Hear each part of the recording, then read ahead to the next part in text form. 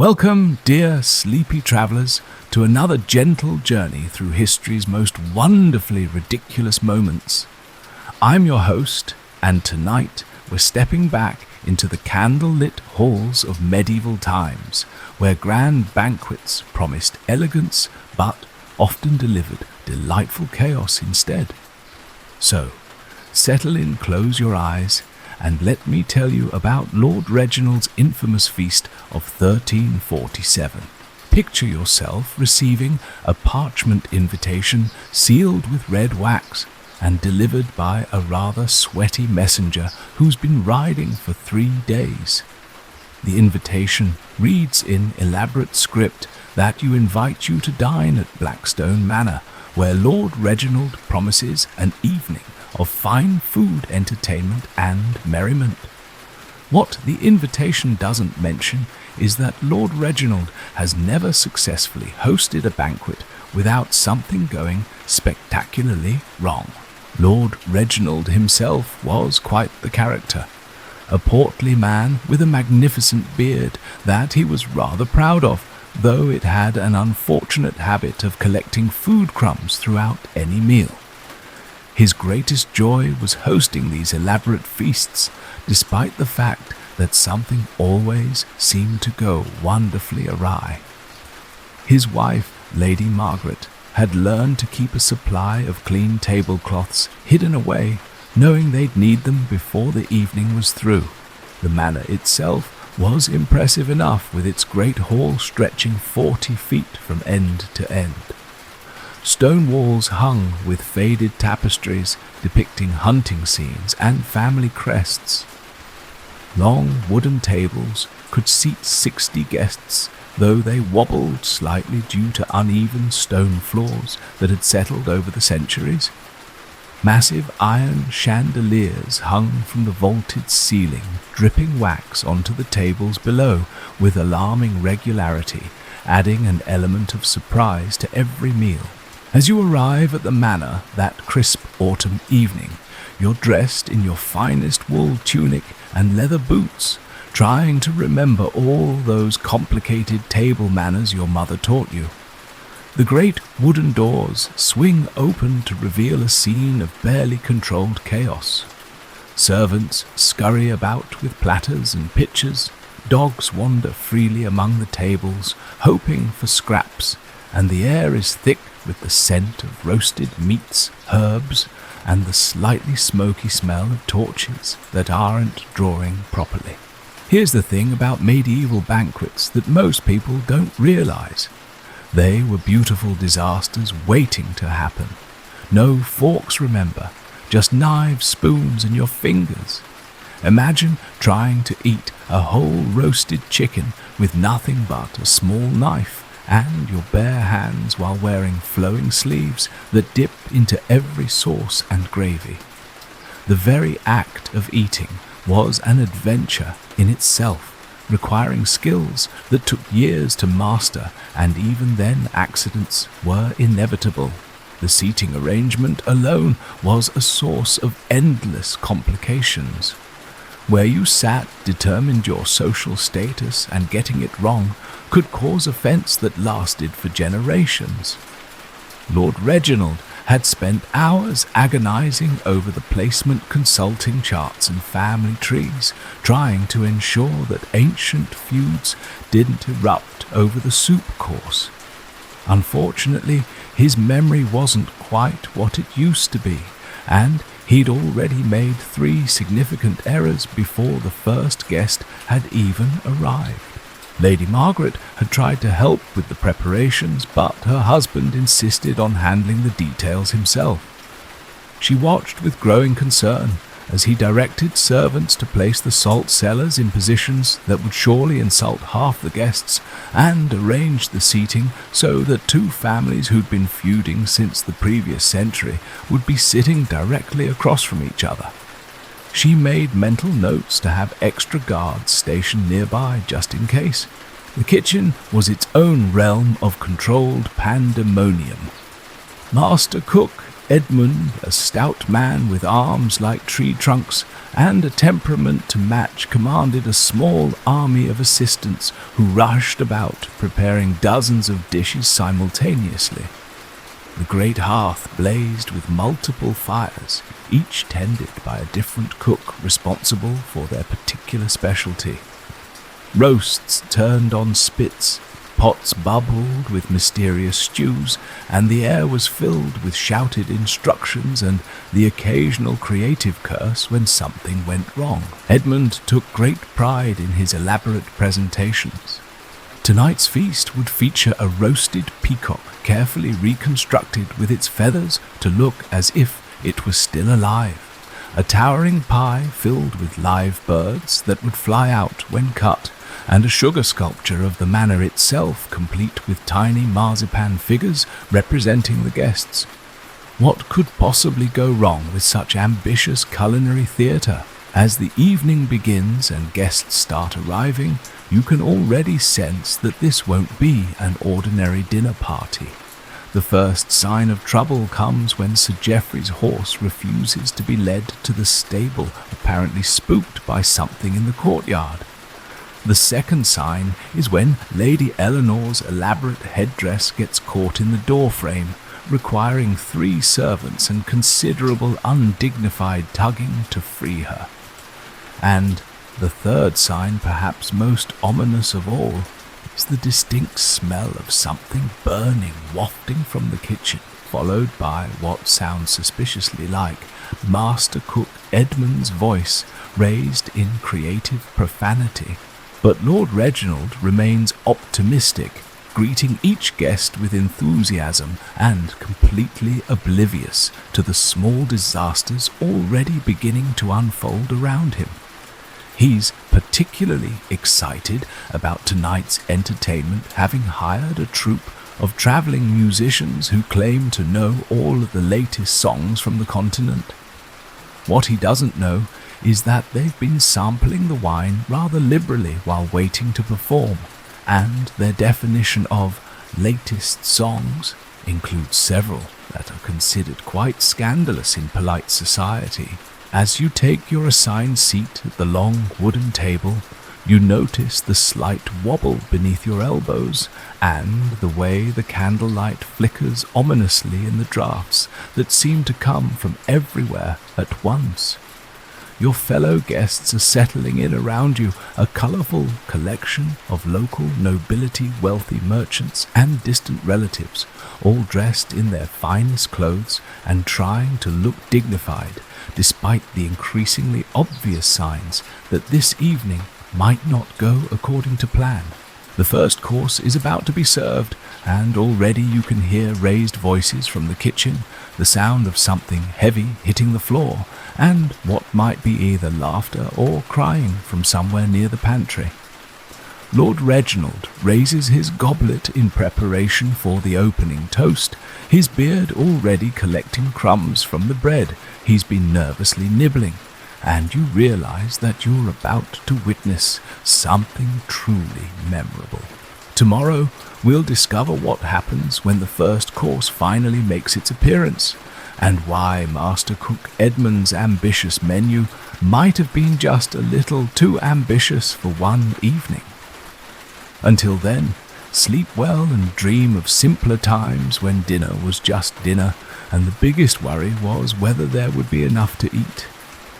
Welcome back to our gentle journey through medieval dining disasters. When we left Lord Reginald's feast, the first course was about to make its grand entrance, and the kitchen was already showing signs of creative chaos. Let's see what happened next as our sleepy story continues. The great hall had settled into that expectant hush that comes just before a meal begins. 60 guests sat at the long wooden tables, their conversations creating a gentle murmur that mixed with the crackling of torches and the occasional bark from one of the manor's many dogs. You adjust your position on the hard wooden bench, trying to find a comfortable spot while keeping your best tunic clean and wrinkle-free. Lord Reginald stood at the head table, his goblet raised high, preparing to deliver the traditional welcome toast. His beard had already collected a few more crumbs from his nervous nibbling, and Lady Margaret sat beside him with the patient expression of someone who had witnessed many such evenings before. She kept one eye on her husband and the other on the kitchen doors, waiting for whatever surprise Master Cook Edmund had prepared. The kitchen doors burst open with more force than intended, causing them to bang against the stone walls with a sound that made several guests jump. Master Cook Edmund appeared red-faced and slightly wild-eyed, leading a procession of servants carrying the first course. The plan had been for an elegant presentation of delicate fish in herb sauce, served on the manor's finest pewter plates. Reality, as often happens, had other ideas. The lead servant, young Thomas, had been chosen for this honor because of his steady hands and reliable nature. Unfortunately, no one had considered that the stone floors, polished smooth by centuries of use, might be slippery when combined with the nervous perspiration that comes from carrying expensive food in front of important people. Thomas took 3 confident steps into the great hall before his feet decided to go in different directions. The resulting spectacle was both horrifying and oddly graceful. Thomas performed what could generously be called a dance arms windmilling as he tried to maintain his balance while keeping the tray of fish level. For a moment it seemed he might actually succeed. The guests watched in fascination as he swayed and stepped the pewter plates, sliding gently back and forth on his tray like boats on a calm sea. Then physics took over. Thomas's left foot found a particularly smooth patch of stone just as his right foot encountered a small puddle of spilled wine from earlier preparations.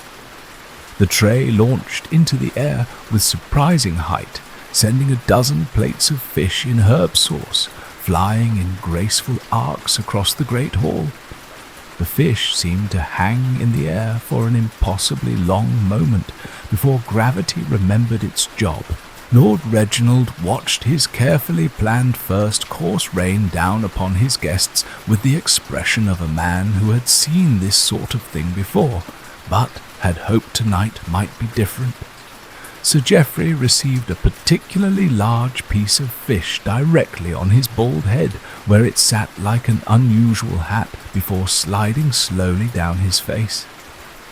Lady Eleanor shrieked as herb sauce splattered across her elaborate gown, creating abstract patterns that were actually rather artistic. The dogs, who had been waiting patiently under the tables for scraps, suddenly found themselves in paradise. Fish fell from the sky like manna, and they leaped and caught pieces with the enthusiasm of creatures who couldn't believe their good fortune. Within moments, the great hall resembled a battlefield where the weapons had been seafood and the casualties were mostly dignity. Master Cook Edmund stood frozen in the doorway, watching his carefully prepared first course being devoured by dogs and dripping from tapestries. His face went through several interesting color changes, from red to purple to a shade that didn't have a proper name. Behind him, the other servants clutched their trays more tightly, suddenly very aware of the treacherous nature of polished stone floors. Lord Reginald, to his credit, recovered quickly from the shock. He cleared his throat and raised his goblet even higher, as if nothing unusual had happened. "Welcome, dear friends, to Blackstone Manor," he announced in a voice that only trembled slightly. "As you can see, we believe in sharing our bounty generously, even with our four-legged companions." The guests, being well-bred and accustomed to the unpredictable nature of medieval hospitality, began to laugh. It started as nervous chuckling from those who hadn't been directly hit by flying fish, then grew into genuine mirth as people realized that everyone looked equally ridiculous. Sir Geoffrey, still wearing his fish hat, began to laugh so hard that tears streamed down his sauce-covered cheeks. Lady Margaret seized the moment with the skill of an experienced hostess. She stood gracefully and clapped her hands twice, summoning servants with clean cloths and bowls of warm water. "Perhaps," she suggested with a smile, "we should consider this an appetizer and move directly to the second course. I believe Master Cook Edmund has prepared something special that will be much easier to keep on the plates." Master Cook Edmund, hearing this diplomatic rescue, snapped out of his horrified trance. He nodded vigorously and disappeared back into the kitchen, shouting orders that could be heard clearly in the great hall. The sounds that followed were encouraging. No crashes, no creative cursing, just the normal bustle of a kitchen preparing food. Perhaps the evening could be salvaged after all. As servants moved efficiently through the hall, helping guests clean fish sauce from their clothes and hair, the atmosphere began to shift from embarrassment to shared amusement. These were people who understood that life was unpredictable, and a good story was worth more than a perfect meal.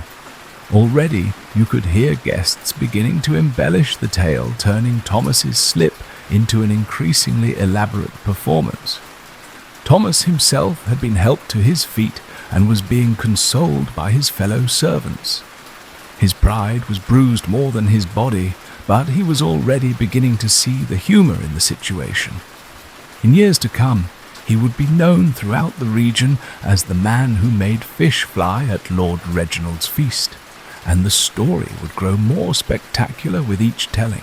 The dogs, having finished their unexpected windfall, settled back under the tables with the satisfied expressions of creatures who had experienced the best day of their lives. They would remember this evening fondly and would attend every future banquet with hopeful anticipation, though they would never again witness such generous distribution of the first course. Lord Reginald surveyed his great hall, now decorated with herb sauce and filled with guests who were laughing instead of eating, and realized that perhaps this wasn't such a disaster after all. His banquets were always memorable, and this one was certainly living up to that reputation. He caught Lady Margaret's eye and saw her slight nod of approval. She understood that sometimes the best parties were the ones that didn't go according to plan. As the last of the fish sauce was cleaned away and fresh rushes were scattered on the floor, anticipation began to build for the second course. Master Cook Edmund had promised something special, something that couldn't possibly go wrong in quite the same way as flying fish. The guests settled back into their seats, clothes slightly damp, but spirits high, ready for whatever came next. Tomorrow we'll discover what Master Cook Edmund had planned for his grand recovery, and whether the second course would restore his reputation or add to the evening's growing legend. Until then, sleep peacefully and dream of simpler meals where the biggest challenge was deciding what to eat, not dodging it as it flew through the air. Welcome back to our peaceful journey through medieval dining chaos. When we last left Lord Reginald's feast, the first course had taken an unexpected flight around the Great Hall, and Master Cook Edmund was preparing his grand recovery with the second course. Let's continue our sleepy story and see what happened next. The kitchen had fallen into an unusual calm after the fish catastrophe. Master Cook Edmund stood before his masterpiece, a magnificent roasted peacock that had been carefully reconstructed with its own feathers to appear as if it were still alive. This was the pinnacle of medieval culinary artistry, a dish that would surely restore his reputation and salvage the evening. The peacock sat regally on its silver platter, surrounded by smaller birds arranged in a procession, each one perfectly roasted and decorated with herbs and flowers. Edmund had spent 3 days preparing this centerpiece. First, the peacock had been carefully skinned to preserve every feather, then roasted to perfection with a stuffing of chestnuts, herbs, and spices. The skin and feathers had been sewn back on with tiny, nearly invisible stitches, and the head had been positioned to look alert and proud. It was a work of art that would have impressed the royal court itself. Young William Edmund's most trusted assistant had been chosen to carry this precious creation into the great hall. Unlike poor Thomas with his slippery fish disaster, William was known for his sure footing and steady hands. He had carried countless platters without incident, and Edmund felt confident that nothing could go wrong this time. The peacock would make its grand entrance, the guests would gasp in admiration, and the evening would be remembered for culinary excellence rather than flying seafood. The great hall had been cleaned and prepared for the second course. Fresh rushes covered the stone floor, the tables had been wiped clean of herb sauce, and the guests sat in expectant silence. Lord Reginald had regained his composure and was telling a humorous story about a hunting expedition, while Lady Margaret supervised the servants with quiet efficiency. The dogs had settled under the tables, still licking their whiskers and hoping for another miraculous food shower. William emerged from the kitchen, carrying the peacock with ceremonial dignity. The great hall fell silent as guests caught sight of the magnificent bird, its feathers gleaming in the torchlight, its head held high with aristocratic pride. This was exactly the sort of impressive display that medieval banquets were famous for, and for a moment it seemed that Master Cook Edmund's reputation would be restored. The peacock processed slowly through the great hall, William maintaining perfect posture as he carried the heavy platter. Guests murmured appreciatively, pointing out the intricate details of the featherwork and the artistic arrangement of the smaller birds.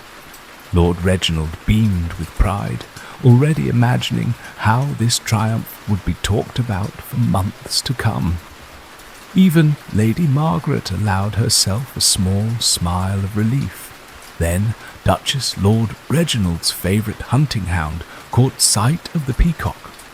Duchess was a magnificent creature bred for tracking and retrieving game birds, and she had never seen anything quite so realistic as this feathered masterpiece.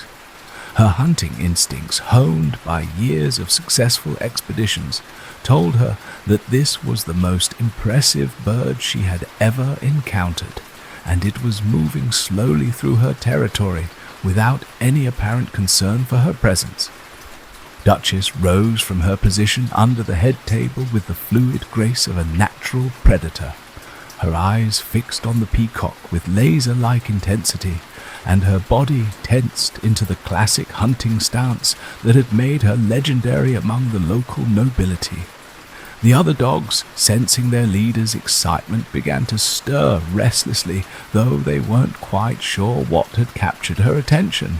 William focused on maintaining his dignified pace and keeping the heavy platter level, didn't notice the canine drama unfolding behind him. He continued his processional march toward the head table, where Lord Reginald waited to carve the magnificent bird with appropriate ceremony. The guests watched in fascination, some admiring the peacock's artistry, others beginning to notice Duchess's predatory focus. Lady Margaret was the first to realize what was about to happen. She had seen that look in Duchess's eyes many times during hunting expeditions, and she knew that the hound was about to demonstrate why she was considered the finest bird dog in the region. Margaret half rose from her seat, opening her mouth to call a warning, but events were already in motion. Duchess launched herself from under the table with the explosive power that had made her famous. She sailed through the air in a perfect arc, her trajectory calculated with the precision of a creature born to hunt. William, hearing the sudden commotion behind him, began to turn, just as 40 pounds of enthusiastic hunting dog collided with his back. The peacock took flight for the second time in its existence, though this journey was considerably more chaotic than its first.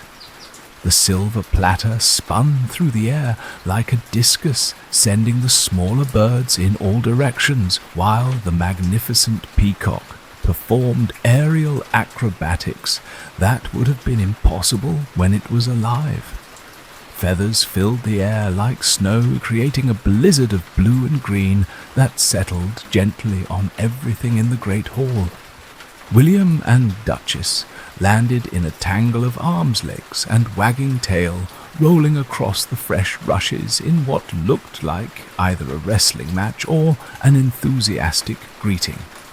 The peacock, meanwhile, had come to rest in the lap of Sir Bartholomew, who sat frozen in shock with a large roasted bird draped across his knees like an unusual blanket. The other dogs, seeing their leader's success, decided that this was obviously a new game and joined the festivities with enthusiasm. Soon, the great hall was filled with barking, laughing, and the sound of people trying to catch birds that had already been cooked. Feathers continued to drift down like exotic snow, settling in hair wine goblets and the folds of expensive clothing. Master Cook Edmund appeared in the kitchen doorway just in time to see his masterpiece being enthusiastically dismantled by a pack of hunting dogs who thought they had discovered the best game ever invented.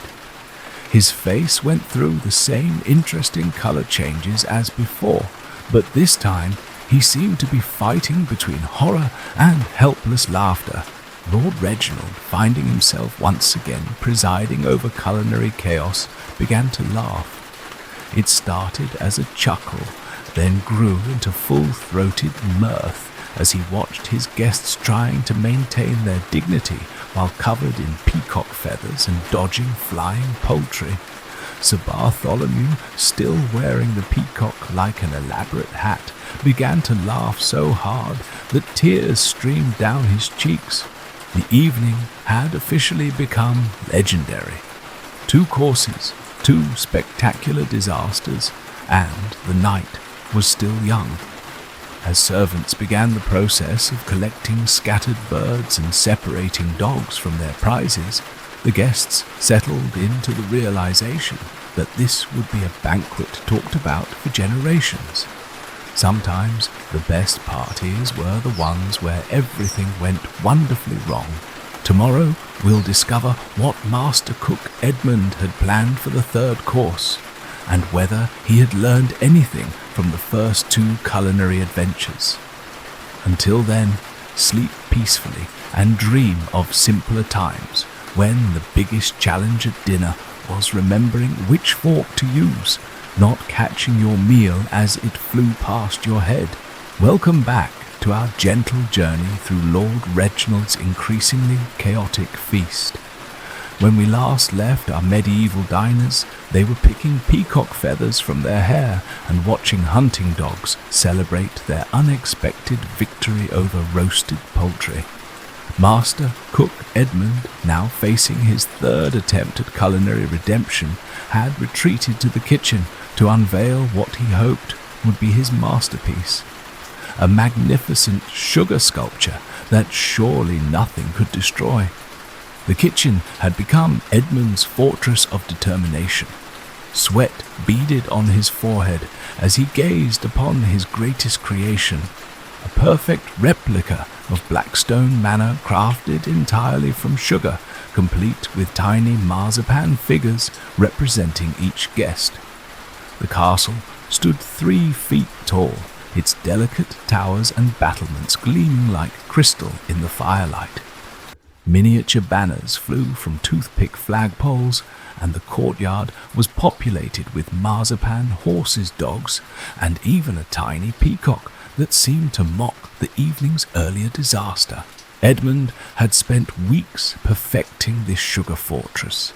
Each brick had been individually molded and fitted, each window carefully carved with a heated knife, each figure painted with food coloring mixed with egg whites. The base was reinforced with wooden supports hidden beneath layers of spun sugar that looked like morning mist around the castle walls. This was not merely dessert. This was edible architecture that would establish his reputation as the finest cook in the region. Young Peter, the smallest and most careful of Edmund's assistants, had been chosen for the honor of carrying this precious cargo.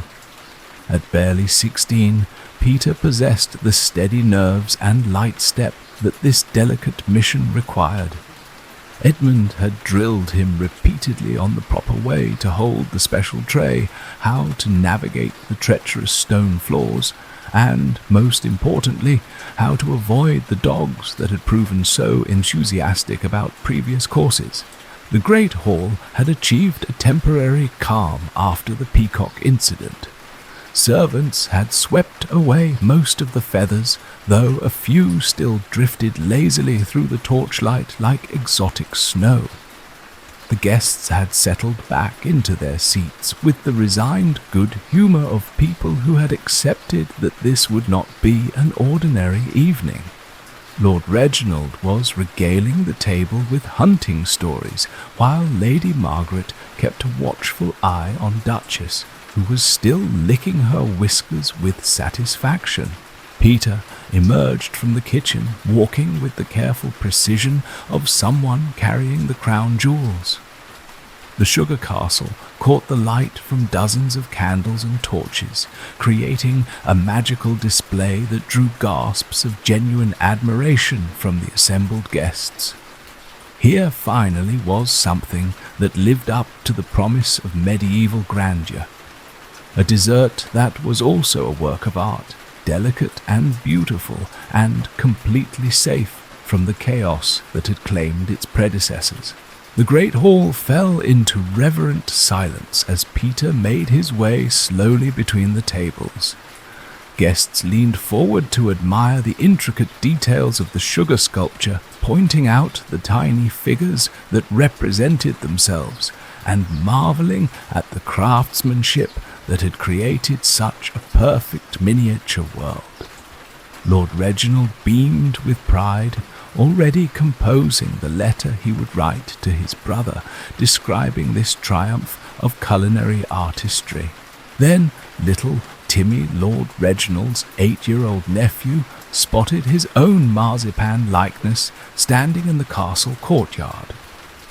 Timmy had been remarkably well behaved throughout the evening's disasters, sitting quietly beside his mother and watching the adult chaos with the fascination of a child witnessing a particularly entertaining puppet show.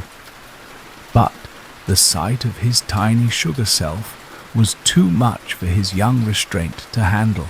Timmy slipped from his seat with the fluid stealth that only children possess, drawn by an irresistible urge to get a closer look at his marzipan doppelganger. His mother, Lady Catherine, was engaged in conversation with her neighbor and didn't notice her son's departure until it was too late. Timmy crept closer to Peter and his precious cargo, his eyes fixed on the tiny figure that looked just like him. Peter, concentrating intensely on his careful progress toward the head table, didn't notice the small figure approaching from his left. He was focused on avoiding the patches of floor that had proven treacherous to previous servers, keeping his steps measured and his breathing steady. The sugar castle remained perfectly stable on its tray, a testament to both Edmund's engineering and Peter's careful handling. Timmy reached up with the innocent curiosity of childhood, wanting nothing more than to touch the tiny marzipan version of himself. His small fingers barely grazed the base of the castle, but sugar sculpture, for all its beauty, is not designed to withstand even the gentlest of unauthorized contact. The carefully balanced structure began to sway with the slow-motion inevitability of a falling tree. Peter felt the shift in weight and tried desperately to compensate, but physics had already taken control of the situation. The sugar castle performed a graceful pirouette on its tray before beginning its final descent toward the stone floor. Time seemed to slow as guests watched 3 weeks of painstaking work transform into an expensive pile of sweet rubble. The crash was surprisingly loud for something made of sugar. The delicate towers shattered into glittering fragments, the marzipan figures scattered like refugees fleeing a real siege, and the spun sugar mist dissolved into sticky wisps that clung to everything nearby.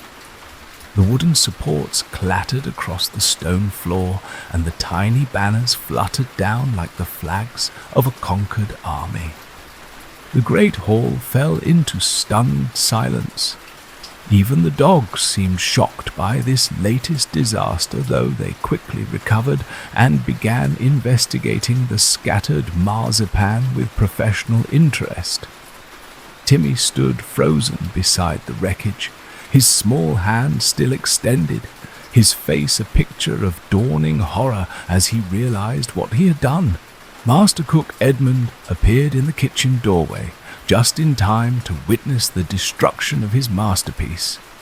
This time, his face didn't go through interesting color changes. It simply went pale as parchment. He stood motionless for a long moment, staring at the ruins of 3 weeks' work scattered across the floor like the aftermath of a very sweet battle.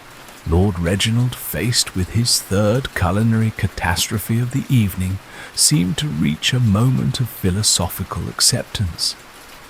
He stood, slowly surveyed the sugar-dusted scene before him, and began to applaud.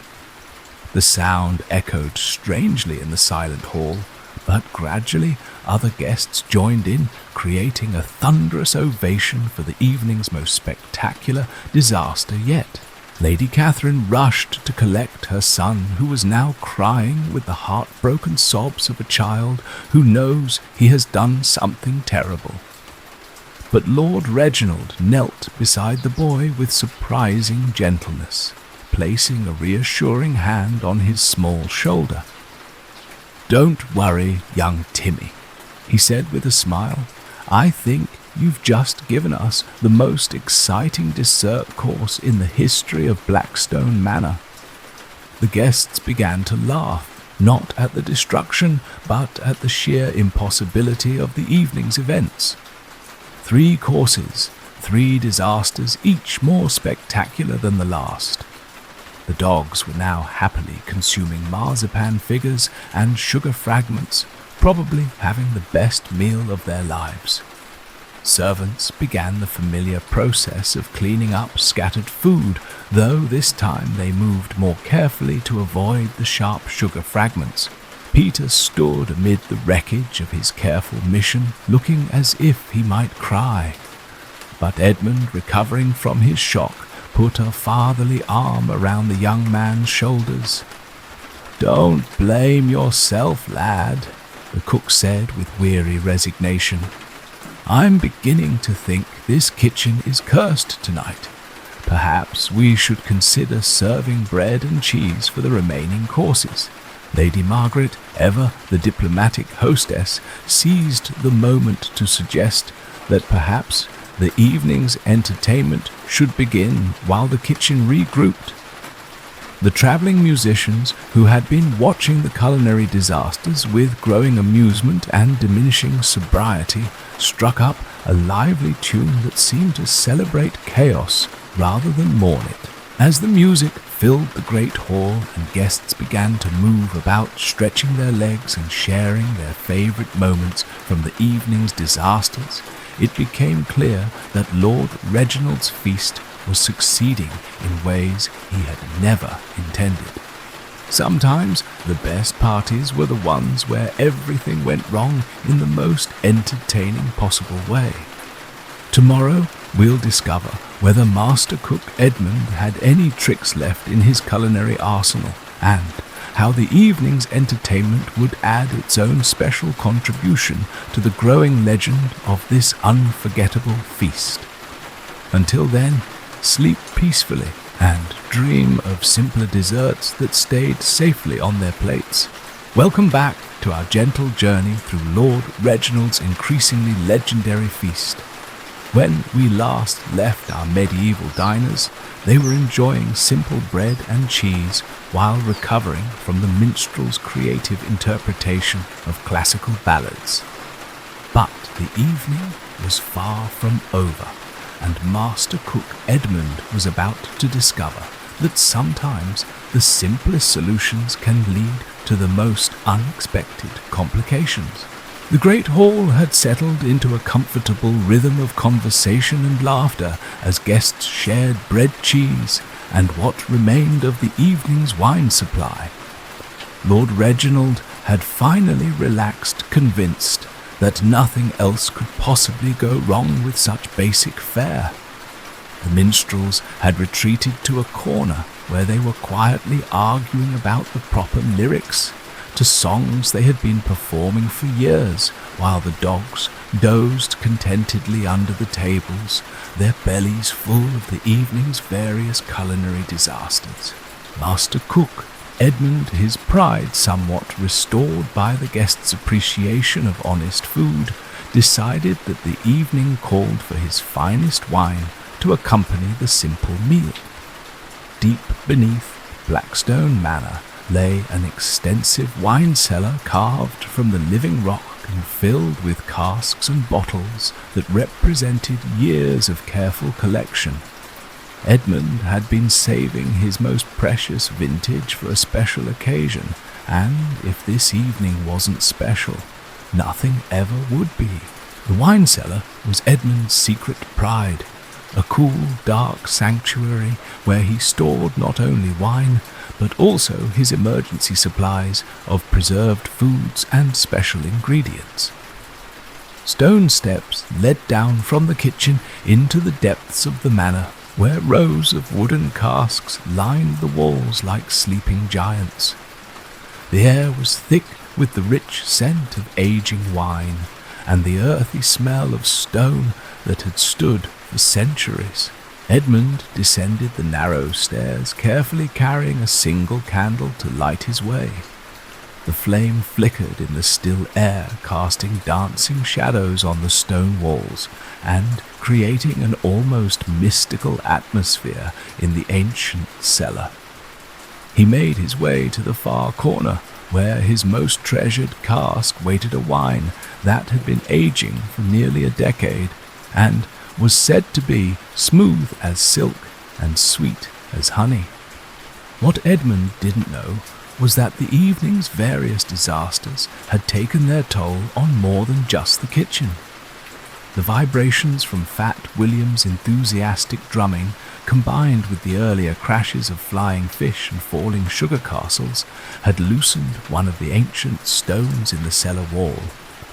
The stone had been gradually working its way free throughout the evening, and Edmund's footsteps on the stairs above provided just enough additional movement to complete its long journey toward freedom. Edmund had just reached his precious wine cask when the stone decided to make its dramatic exit from the wall. It fell with a sound like thunder in the confined space of the cellar, striking the stone floor with enough force to send vibrations through the entire foundation of the manor. The impact was felt throughout the building, causing dishes to rattle in the kitchen and making the guests in the great hall pause in their conversations. But the real drama was just beginning in the wine cellar. The falling stone had struck the floor at precisely the wrong angle, creating a crack that ran directly beneath Edmund's most prized wine cask. The ancient wood weakened by years of holding liquid, and the evening's various shocks finally surrendered to the inevitable. The bottom of the cask split open with a sound like a ship breaking apart in a storm. Edmund watched in horror as 10 years of carefully aged wine began to pour onto the stone floor of the cellar. The precious liquid spread in all directions, creating a lake of burgundy that reflected his candlelight like a mirror made of wine. The smell was incredible, rich and complex and utterly wasted as it soaked into the ancient stones and disappeared into cracks that had probably been there since the manor was built. The wine continued to flow with the persistence of a small river cascading down the stone steps and beginning to seep under the kitchen door. Edmund stood frozen in shock, watching his masterpiece drain away until he realized that the wine was heading directly for the kitchen fires. Wine-soaked rushes and open flames were not a combination that anyone wanted to experiment with, especially after an evening that had already provided enough excitement for several lifetimes. Edmund dropped his candle in his haste to reach the kitchen, plunging the cellar into darkness just as the wine reached the bottom step. He stumbled up the stairs in the dark, guided by memory and desperation, calling out warnings to his kitchen staff about the approaching flood of expensive wine. Behind him, the sound of flowing liquid echoed in the stone chamber like the laughter of some ancient spirit who found the evening's disasters endlessly amusing. The kitchen erupted into controlled chaos as servants rushed to move anything flammable away from the spreading wine. The liquid seeped under the door like a burgundy tide, creating abstract patterns on the kitchen floor and filling the air with the rich scent of wasted vintage. Edmund's assistants worked frantically to contain the flow, using every pot, pan, and bucket they could find to try to save what remained of the precious wine.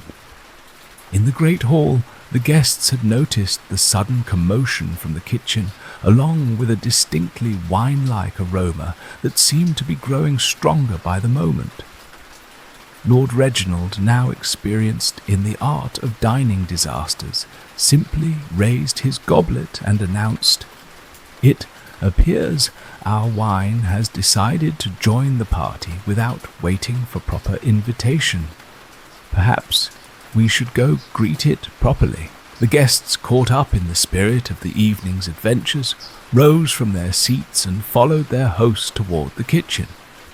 They arrived to find Edmund's staff engaged in what looked like a battle against a burgundy flood, with wine-soaked servants slipping and sliding across the stone floor while trying to contain the spreading lake of expensive vintage. Lady Margaret, ever practical, immediately organized the female guests into a rescue operation. Soon the great ladies of the region were holding up their expensive gowns and wading into the wine-flooded kitchen, helping to pass buckets and mop up the precious liquid. It was a sight that would have scandalized their mothers. Noble ladies working alongside kitchen servants, all of them laughing as they slipped and slid through puddles of wine. Lord Reginald himself rolled up his sleeves and joined the effort, declaring that any wine brave enough to escape from his cellar deserved to be properly appreciated rather than wasted on the floor. Soon the entire party was involved in the great wine rescue, with guests filling their goblets directly from the buckets being used to contain the flood. The evening had transformed from a formal banquet into something resembling a very elegant barn raising, with everyone working together toward a common goal. The social barriers that normally separated nobles from servants had dissolved in the face of shared adventure, and the great hall echoed with laughter and good-natured shouting as people coordinated their rescue efforts. Master Cook, Edmund, surveying the chaos that had once been his orderly kitchen, began to laugh with the helpless mirth of someone who had finally accepted that the universe had a sense of humor. His precious wine was being consumed directly from mop buckets. His kitchen floor was permanently stained burgundy, and his carefully planned feast had become the most memorable disaster in the region's history.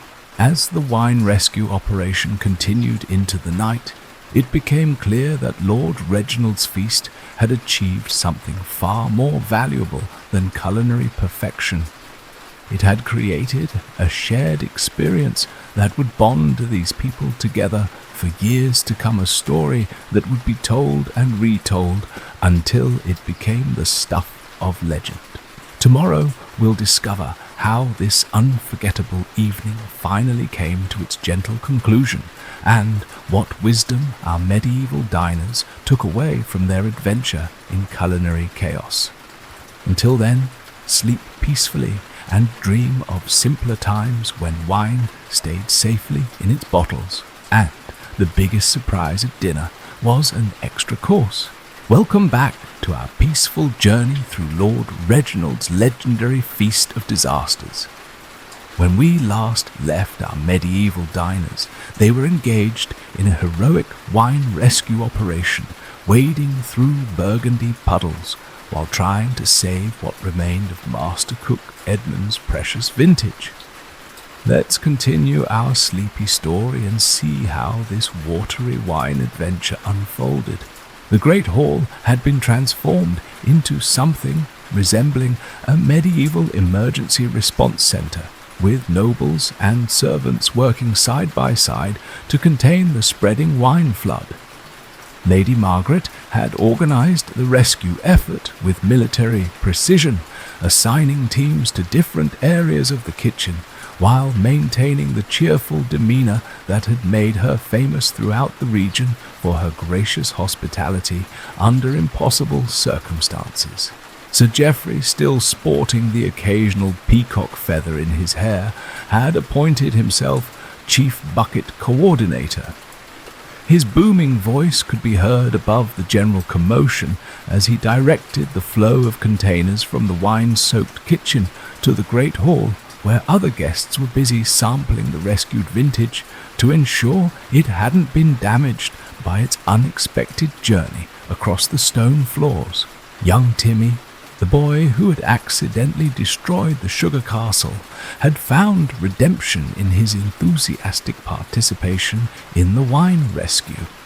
His small size allowed him to crawl into spaces that the adults couldn't reach, and he took great pride in retrieving wine from under tables and behind barrels.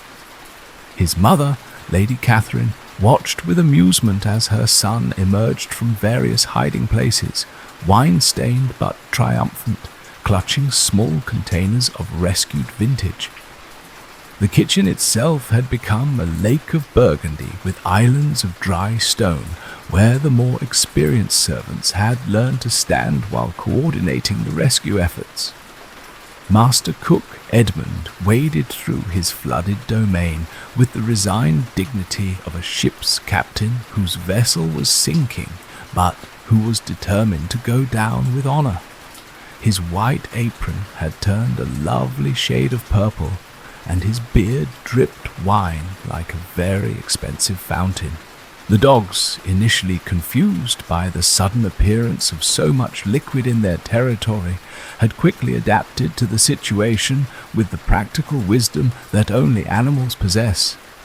They had retreated to higher ground under the tables in the Great Hall, where they could observe the human chaos while staying safely dry.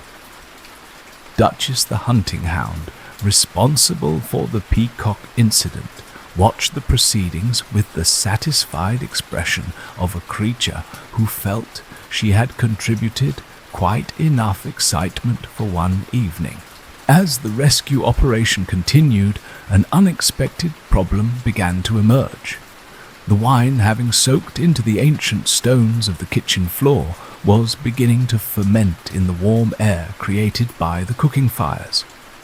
The combination of spilled wine heat and time was creating an atmosphere that was becoming increasingly festive. The servants working in the kitchen began to giggle more than seemed strictly necessary for a rescue operation, and their coordination became noticeably more creative as the evening progressed. Brother Marcus and his fellow minstrels, drawn by the commotion and the increasingly wine-scented air, decided that the rescue operation needed appropriate musical accompaniment. They struck up a working song that was supposed to help coordinate the bucket brigade, but their wine-influenced interpretation turned it into something more resembling a drinking song. The rhythm was infectious, and soon the entire rescue operation was moving to the beat of Fat William's enthusiastic drumming. Lord Reginald, surveying his transformed manner with the philosophical acceptance of a man who had learned to embrace chaos, declared that if they were going to have a flood, it might as well be a musical one. He began to sing along with the minstrels, his voice joining the chorus of nobles and servants who were working together in ways that would have been unthinkable at the beginning of the evening. The wine rescue gradually evolved into something resembling a very wet harvest festival, with people passing buckets in rhythm to the music, while sampling the rescued vintage to ensure its quality. The formal structure of the medieval banquet had completely dissolved, replaced by a community celebration that crossed all social boundaries. Duchesses worked alongside kitchen maids, knights coordinated with stable boys, and everyone was united in the common goal of not letting good wine go to waste. Lady Eleanor, whose elaborate gown had already survived fish sauce and peacock feathers, discovered that wine stains actually complemented her outfit rather nicely. She had appointed herself chief quality tester for the rescued wine, declaring that it was her noble duty to ensure that no inferior vintage was served to the guests. Her dedication to this responsibility was both admirable and increasingly apparent in her cheerful commentary on the evening's events. As the hours passed and the wine level in the kitchen gradually receded, the great hall filled with the rescued vintage and the laughter of people who had shared an adventure they would never forget. The formal seating arrangements had been abandoned in favor of small groups clustered around buckets and barrels, with conversations flowing as freely as the wine they were consuming. Master Cook Edmund, his kitchen finally drained and his dignity somewhat restored by the enthusiastic appreciation of his rescued wine, began to see the humor in the evening's disasters. His carefully planned feast had become a legend, though not in the way he had originally intended. Sometimes the best parties were the ones where everything went wrong in the most entertaining possible way.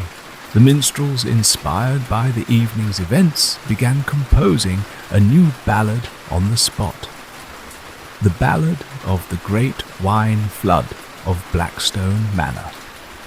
Their creative interpretation of the evening's events was already taking on mythical proportions, with the wine flood becoming a mighty river and the rescue operation transforming into an epic quest worthy of legendary heroes. As dawn began to creep through the windows of the great hall, the guests gradually realized that they had been celebrating for nearly 12 hours.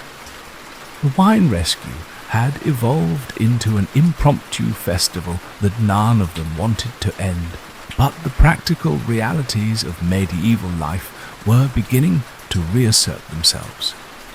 Servants needed to prepare for the day's work, nobles had estates to manage, and everyone needed at least a few hours of sleep before facing the world again. Lord Reginald stood before his wine-stained, feather-decorated, thoroughly exhausted guests and raised one final toast. "My dear friends, He announced, his voice carrying clearly through the great hall. "We came here tonight for a simple feast, and instead we have shared an adventure that will be remembered long after we are all gone. Sometimes the best gifts are the ones we never expected to receive." The guests raised their various containers, goblets, buckets, ladles, and, in one case, a cooking pot, in a final salute to the evening that had brought them together in ways they never could have imagined. Tomorrow we'll discover how this legendary night finally came to its gentle conclusion, and what lessons our medieval friends carried with them as they returned to their ordinary lives. Until then, sleep peacefully and dream of simpler celebrations where the wine stays in its proper place and the biggest flood is a gentle spring rain. Welcome back to our gentle journey through the aftermath of Lord Reginald's legendary feast. When we last left our medieval celebrants, they were raising their final toast as dawn crept through the windows of the great hall, their wine-stained clothes and exhausted faces telling the story of a night that would be remembered for generations. Let's continue our sleepy story and see how this unforgettable evening finally came to its peaceful conclusion. The great hall in the early morning light looked like the aftermath of a very civilized battle. Wine stains created abstract patterns on the stone floor. Peacock feathers still drifted lazily through the air, and the remnants of the sugar castle sparkled like tiny jewels in the corners where they had been swept but not quite collected. The long wooden tables bore the scars of the evening's adventures. Sauce stains, candle wax, and the occasional dent where something heavy had landed unexpectedly. Lord Reginald surveyed his transformed domain with the satisfied expression of a man who had witnessed something truly extraordinary. His beard, now decorated with an impressive collection of food remnants and wine stains, had become a sort of edible timeline of the evening's events. Each crumb and splash told part of the story, from the flying fish of the first course to the burgundy flood of the wine cellar disaster. Lady Margaret moved through the hall with quiet efficiency, checking on guests who had dozed off in their chairs and ensuring that everyone had blankets and cushions for comfort. Her gown, once an elegant creation of silk and velvet, now resembled a patchwork quilt of the evening's various catastrophes. Yet she wore her stains with dignity, as if they were badges of honor earned through exceptional hostessing under impossible circumstances. Master Cook Edmund emerged from his wine-soaked kitchen, carrying a tray of simple porridge and fresh bread, the kind of humble breakfast that seemed perfect after a night of culinary chaos. His face had lost the frantic expression that had characterized most of the evening, replaced by the peaceful resignation of a man who had learned that sometimes the best meals were the ones that survived disaster rather than avoided it entirely. The minstrels had finally succumbed to exhaustion, and wine curled up in a corner of the great hall like a pile of colourful puppies. Brother Marcus clutched his lute, even in sleep, occasionally mumbling what sounded like lyrics to new songs inspired by the evening's events. Fat William's snores provided a gentle percussion that seemed oddly appropriate as background music for the dawn cleanup. Young Timmy, the boy whose innocent curiosity had toppled the sugar castle, was fast asleep in his mother's lap, his small face peaceful and wine-stained. Lady Catherine stroked his hair gently, already composing the letter she would write to her sister, describing the most extraordinary dinner party in the family's history.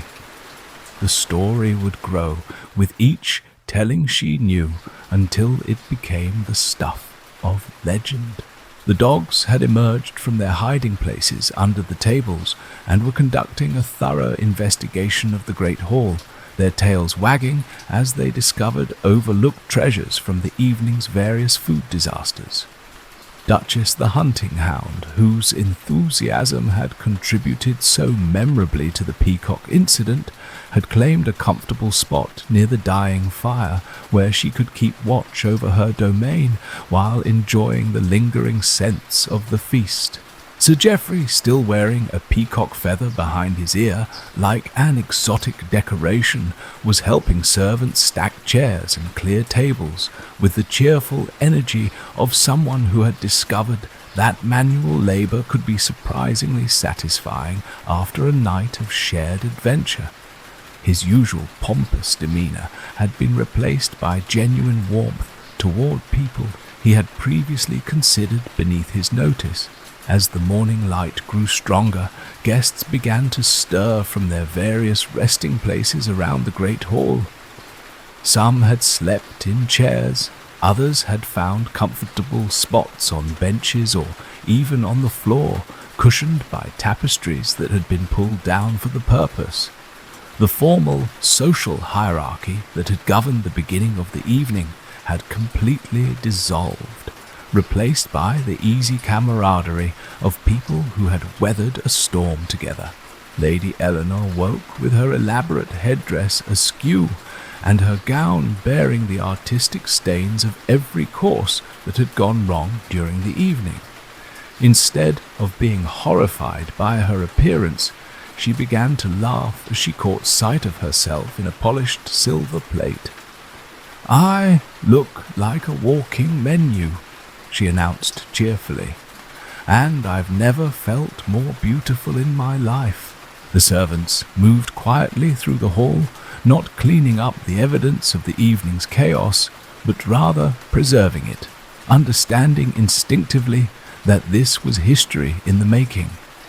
They swept carefully around sleeping guests, collected the most valuable items for safekeeping, and began the gentle process of helping people transition from the magical world of the feast back to the practical realities of medieval life.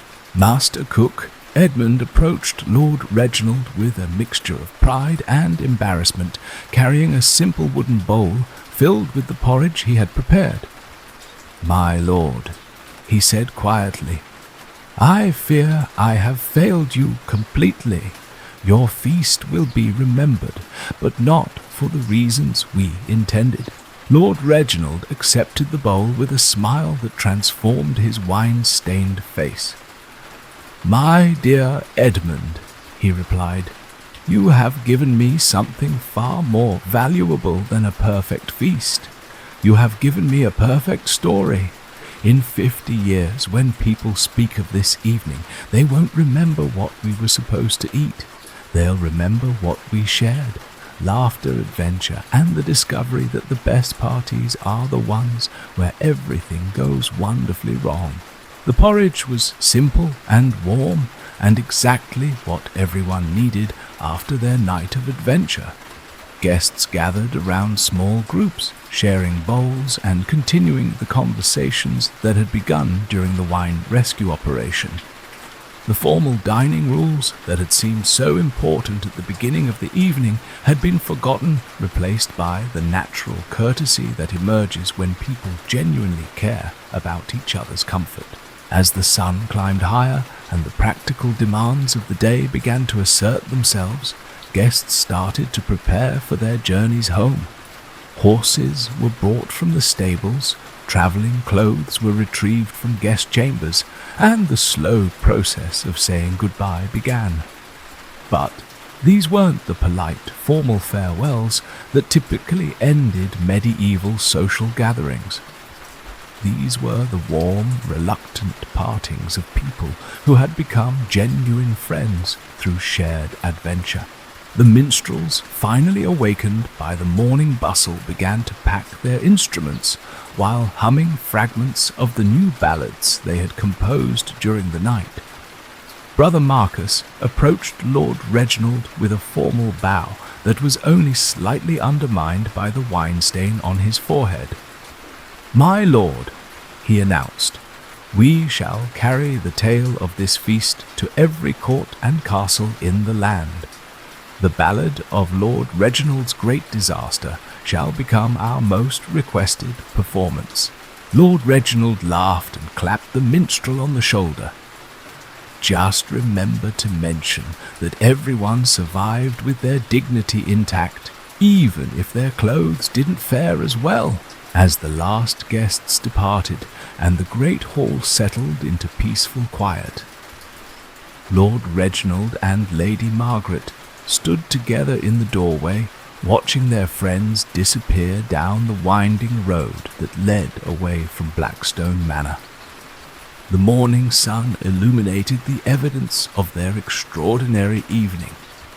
The stained floors, the scattered feathers, the lingering scent of wine and adventure. "Well, my dear," Lady Margaret said with a smile, "shall we plan another feast soon?" Lord Reginald considered this for a moment, stroking his decorated beard thoughtfully. "Perhaps," he replied, "but I think we should wait until the stories from this one have had time to grow properly. After all, a legend needs time to mature like good wine in a cellar." They stood together in comfortable silence, watching the sun climb higher over their domain, knowing that they had witnessed something special. Sometimes the best gifts were the ones that came disguised as disasters, and the most memorable evenings were the ones where everything went perfectly wrong. And so ended Lord Reginald's legendary feast, not with the elegant conclusion he had planned, but with something far more valuable. A collection of stories that would be told and retold for generations, growing more wonderful with each telling. The guests returned to their homes carrying more than just memories. They carried the knowledge that sometimes the most extraordinary experiences came from the most ordinary disasters, and that the best way to handle chaos was with laughter, kindness, and a willingness to help clean up the mess together. Tomorrow we'll discover the lasting legacy of this unforgettable evening, and how the legend of Lord Reginald's feast continued to grow long after the last wine stain had been scrubbed from the great hall floor. Until then, sleep peacefully and dream of simpler times when the biggest adventure was deciding what to have for dinner, not surviving what dinner decided to have with you. Welcome back to our gentle journey through the aftermath of Lord Reginald's extraordinary feast. When we last left our medieval friends, they were saying their warm farewells as the morning sun illuminated the evidence of their unforgettable night together. Let's continue our sleepy story and discover how this legendary evening continued to ripple through the lives of all who experienced it. The weeks following Lord Reginald's feast brought a steady stream of visitors to Blackstone Manor, drawn by stories that had already begun to spread throughout the region like ripples on a still pond. Merchants carried tales of the flying fish and falling peacocks to distant markets where they grew more spectacular with each telling. Traveling priests included the story of the wine flood in their sermons about the mysterious ways of providence, though they were careful to emphasize the moral lessons rather than the more entertaining details.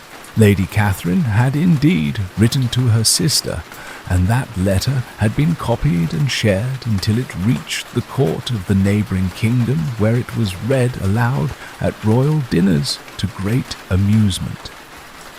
The story of young Timmy and the Sugar Castle had become a cautionary tale about the curiosity of children, though most parents who heard it found themselves smiling rather than scolding when their own little ones showed similar inquisitive tendencies. Master Cook Edmund discovered that his reputation, rather than being ruined by the evening's disasters, had been transformed into something far more valuable than mere culinary competence. He was now known throughout the region as the cook who could create memorable experiences rather than just memorable meals.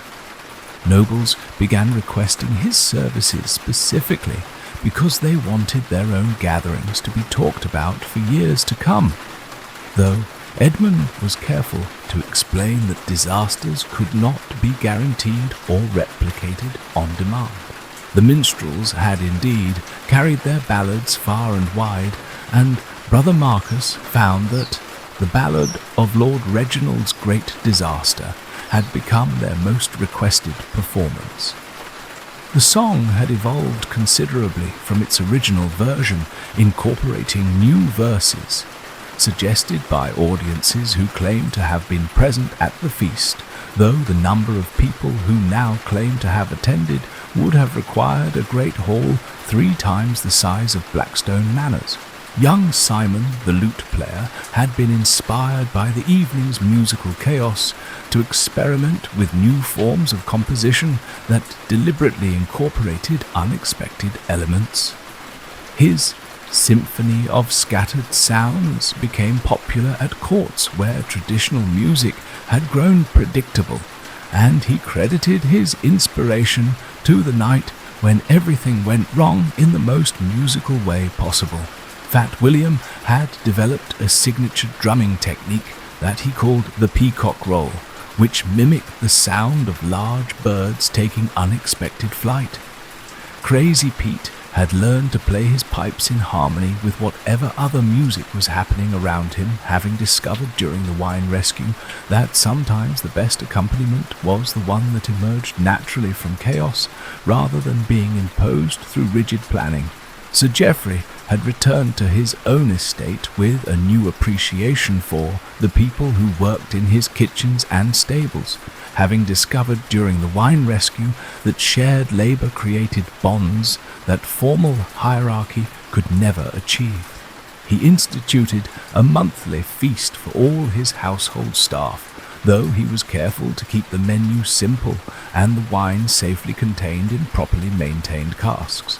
Lady Eleanor had commissioned a portrait of herself wearing her stained gown from the feast, declaring it the most beautiful dress she had ever owned because it told the story of the most wonderful evening she had ever experienced.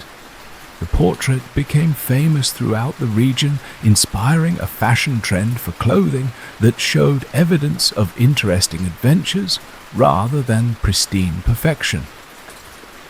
The dogs of Blackstone Manor had become local celebrities in their own right, with Duchess achieving particular fame for her role in the peacock incident. Visitors often requested to meet the famous hunting hound who had turned a formal dinner into an impromptu game of catch. Duchess accepted her celebrity status with the dignified grace of a creature who understood that sometimes the best hunting involved pursuing opportunities rather than just prey. Lord Reginald found that his social calendar had become busier than ever, as nobles throughout the region requested invitations to his gatherings in hopes of witnessing or participating in similar adventures. He had learned to embrace the unpredictable nature of hospitality, planning his feasts with enough flexibility to accommodate whatever surprises might emerge. His motto had become, "Expect the unexpected and prepare to enjoy it." Lady Margaret had been invited to advise other noble households on the art of gracious hosting under impossible circumstances, a skill that proved surprisingly valuable in an era when elaborate entertainment often led to elaborate disasters. Her gentle wisdom about maintaining dignity while cleaning up messes had become legendary among the ladies of the court, who faced their own domestic challenges with greater confidence after hearing her stories. The great hall of Blackstone Manor had been restored to its original grandeur, though careful observers could still detect faint wine stains in the stone floor that had become part of the room's character, rather than flaws to be hidden. Lord Reginald had decided to leave these subtle reminders of the legendary feast, understanding that some stains were actually improvements rather than damage. Master Cook Edmund had written down his recipes and techniques, creating what became known as the Disaster Cookbook, a collection of simple, reliable dishes that could be prepared and served even when everything else went wrong. The cookbook became popular throughout the region not because the recipes were particularly exotic, but because they were designed to succeed under the most challenging circumstances. The Sugar Castle incident had inspired a new tradition among the region's confectioners, who began creating elaborate dessert sculptures, specifically designed to be destroyed in entertaining ways. Children's birthday celebrations often featured smash cakes that were meant to be toppled rather than carefully preserved, turning potential accidents into planned entertainment. The wine cellar at Blackstone Manor had been rebuilt with improved drainage and reinforced stone walls, though Edmund had learned to keep his most precious vintages in smaller, more manageable containers. The great wine flood had taught him that sometimes the best way to preserve something valuable was to make it easier to rescue when disaster struck. Young Timmy had grown into a thoughtful boy who was known throughout the region for his careful consideration before touching anything that looked particularly fragile or important.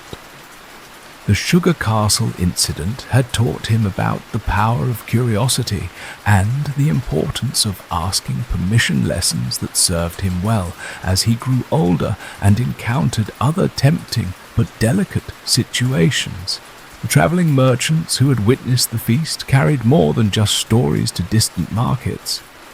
They carried a new understanding of how shared laughter could transform potential embarrassment into treasured memory. Their own business dealings became more relaxed and friendly as they had learned that sometimes the best relationships were forged through surviving difficulties together rather than avoiding them entirely. The servants of Blackstone Manor had developed a reputation for grace under pressure that made them highly sought after by other noble households, though most chose to remain with Lord Reginald and Lady Margaret, having discovered that working for employers who appreciated their efforts during disasters was far more satisfying than serving those who only noticed perfection. The legend of Lord Reginald's feast had become a touchstone for the entire region, a shared reference point that brought people together across social boundaries. When other gatherings encountered their own inevitable mishaps, guests would smile and say, "Well, at least the fish aren't flying," or "It could be worse." Remember the peacock incident, turning potential disasters into opportunities for connection rather than embarrassment. As the seasons turned and the story continued to grow, it became clear that Lord Reginald's feast had achieved something far more valuable than culinary success.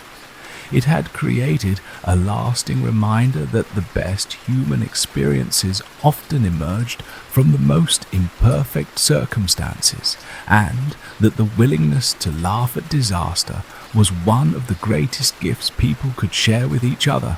The great hall of Blackstone Manor continued to host gatherings, each one unique, but all of them touched by the spirit of that legendary evening when everything went wrong in the most wonderful way possible.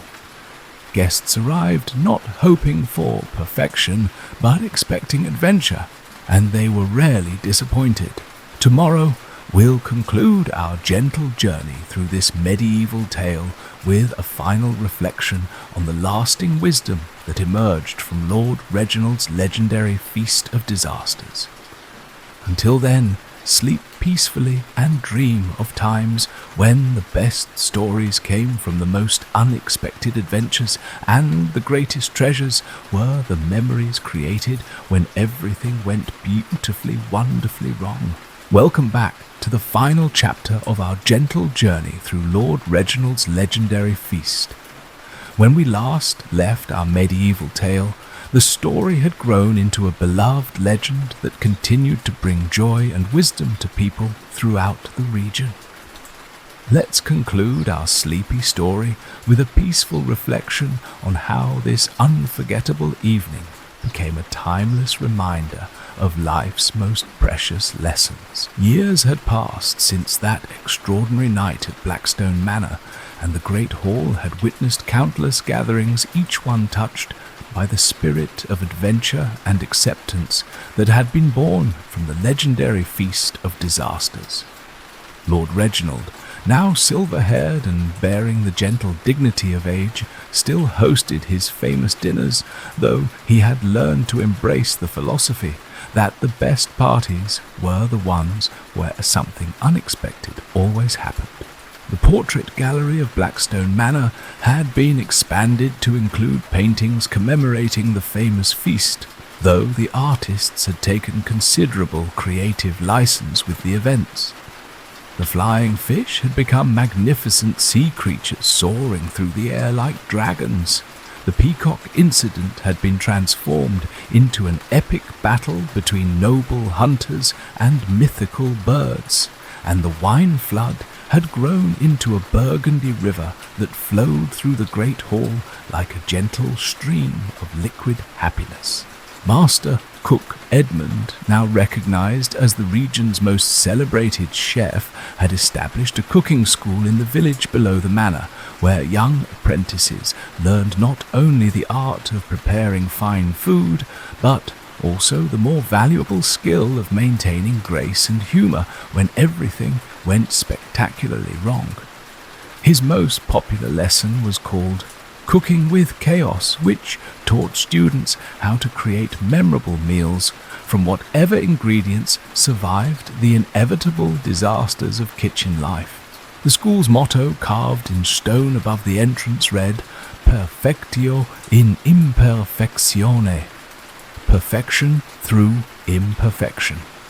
Students learned that the most important ingredient in any meal was not exotic spices or expensive wine, but the willingness to laugh at mistakes and share whatever resulted from their efforts with genuine warmth and hospitality. Brother Marcus and his fellow minstrels had established their own school of musical performance, where young musicians learned that the most beautiful songs were often the ones that emerged spontaneously from unexpected circumstances. The ballad of Lord Reginald's Great Disaster had become a teaching tool, demonstrating how creativity could transform any situation into art if approached with sufficient imagination and good humor. The minstrel school's most advanced students were required to perform in situations designed to test their ability to adapt when everything went wrong.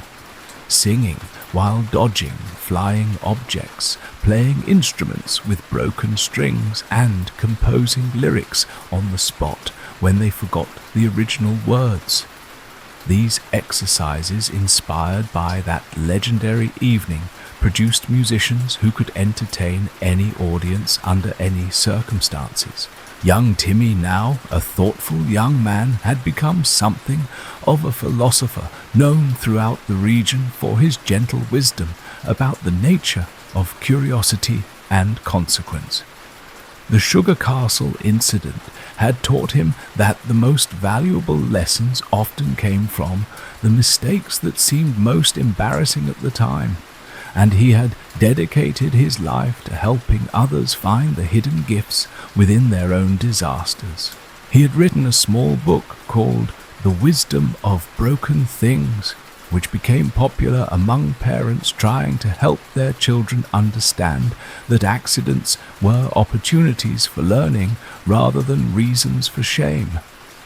The book's central message was that the most beautiful mosaics were made from pieces that had been broken and reassembled with love and patience. Lady Margaret had become the region's most sought-after advisor on the art of gracious living, teaching other noble ladies that true elegance lay not in avoiding difficulties, but in handling them with dignity and kindness. Her famous saying, "A stain is just a story waiting to be told," had become a proverb used throughout the kingdom whenever someone faced embarrassment or unexpected challenges. She had established a network of noble households committed to the principle that hospitality meant making guests feel welcome regardless of what went wrong during their visit.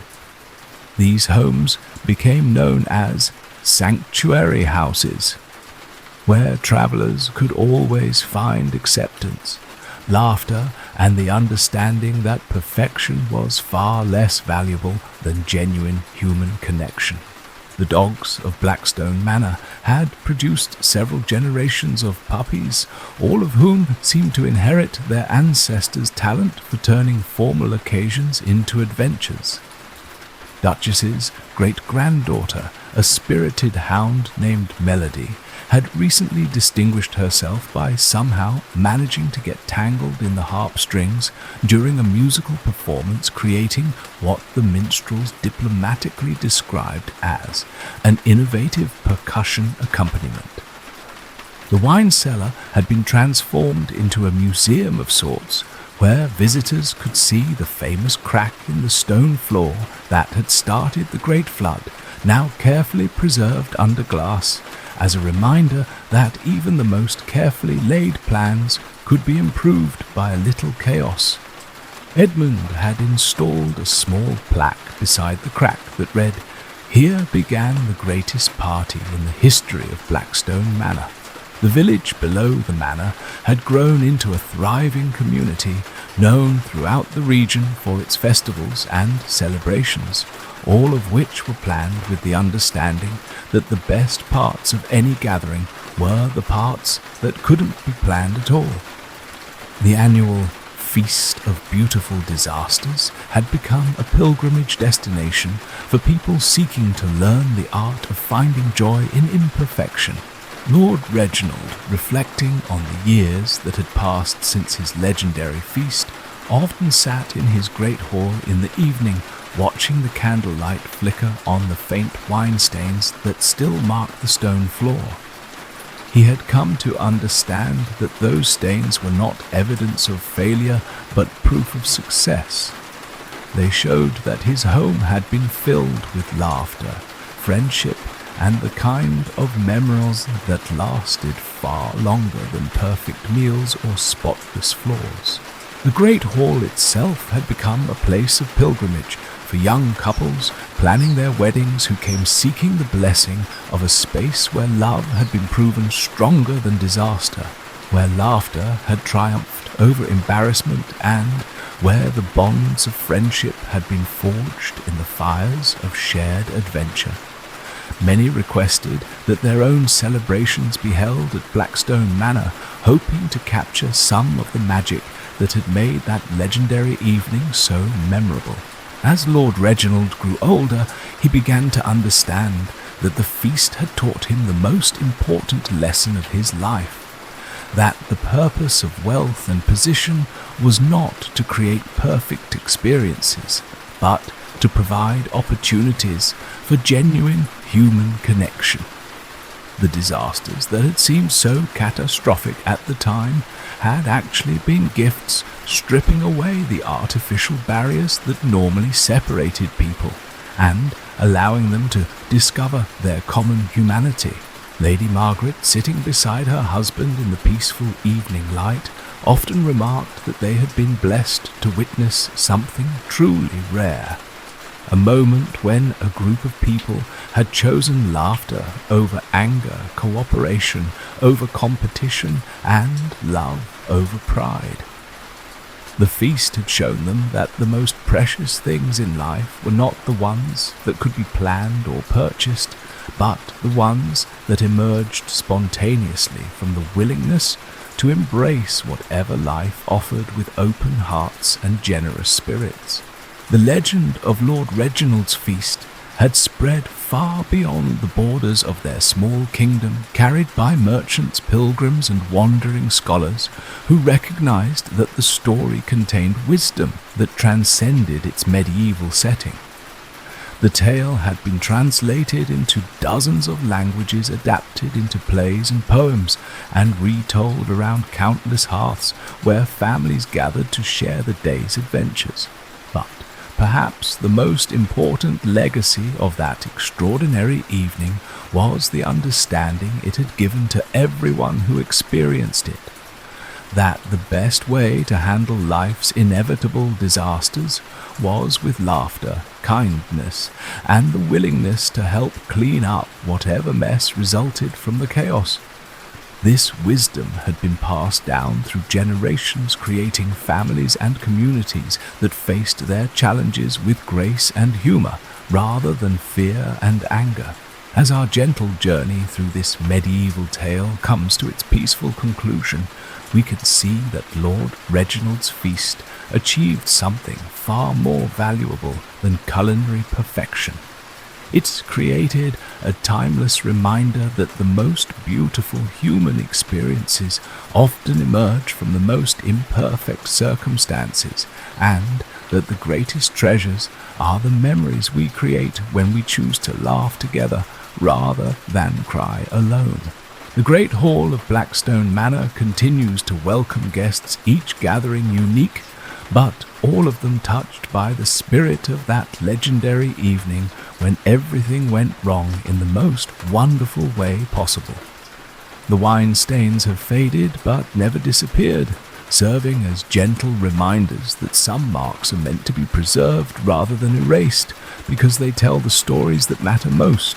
And so, our sleepy story ends where all the best stories do, not with a perfect conclusion, but with the understanding that the most important adventures are the ones we share with others.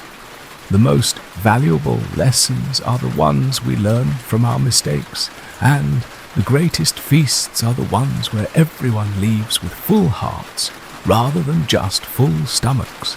Sleep well, dear travelers, and dream of times when the biggest disasters became the most treasured memories, when laughter was the best seasoning for any meal, and when the willingness to embrace chaos with grace was recognized as the highest form of wisdom.